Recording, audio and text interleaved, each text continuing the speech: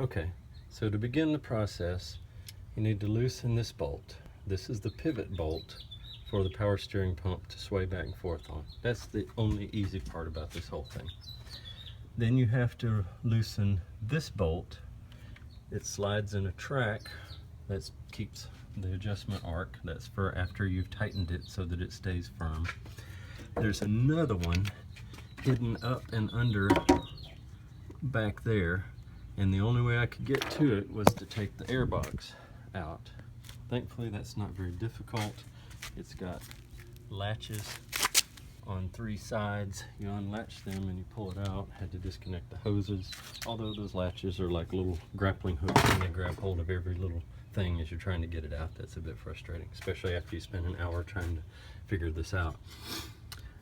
Third, wait, 1, 2, 3, the fourth is this, there's a adjustment bolt down on the lower side of the power steering pump.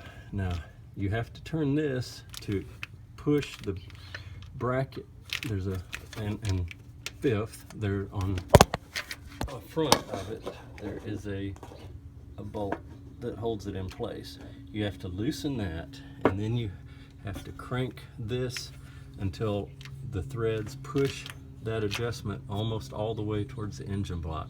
Then you will finally be able to tip this down enough to slide the old belt off of the fan belt pulley, which I just had cut the belt by that time, but then put the belt back on, and I did slide this on last because it didn't have to climb over a lip, and there is just barely enough room to get that in, and I got that